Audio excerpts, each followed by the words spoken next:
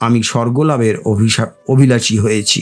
দ্বিতীয়বারে স্বর্গলাভ করে আমি এখন অগ্নিবিদ্যা সম্পর্কে জানতে চাইছি। অনুগ্রহ করে আপনি আমাকে সে বিষয়ে সবিশেষ বলুন। যমরাজ স্বর্গ সাধনভূত অগ্নির বিষয়ে উপদেশ দেবার একমাত্র যোগ্য ব্যক্তি, কারণ তিনি নিজেই অগ্নি চয়ন করে স্বর্গলোকে দেবত্ব লাভ করেছেন।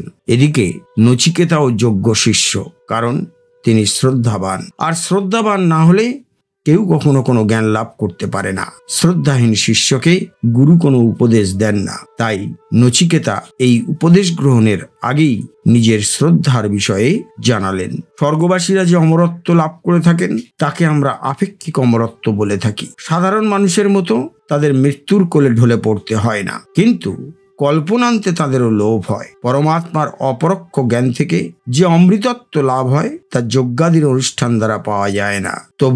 তবুও আমরা পার্থিব মানুষেরা স্বর্গসুখ ভোগ করতে চাই। এসব কথা শুনে নচিকেতার মুখে যমরাজ অবাক হয়ে গেলেন। হ্যাঁ বন্ধুরা, আজ এই পর্যন্ত।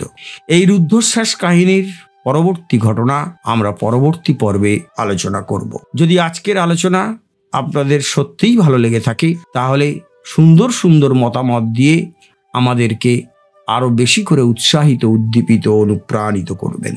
আর যদি ভালো লেগে থাকে তাহলে অবশ্যই প্রচুর পরিমাণে লাইক, শেয়ার, কমেন্টস করবেন। আর একটি ছোট্ট অনুরোধ রইল, যারা এখনো আমাদের এই চ্যানেলটি সাবস্ক্রাইব করেননি বা করে উঠতে পারেননি তারা অবশ্যই আমাদের এই চ্যানেলটি সাবস্ক্রাইব করবেন এবং বেল আইকন ক্লিক করে অল অপশনটি সেট করবেন। সকলে খুব ভালো থাকুন, আনন্দে থাকুন। আজকের মতো বিদায় নিচ্ছি, আবার আগামীকাল কথা হবে।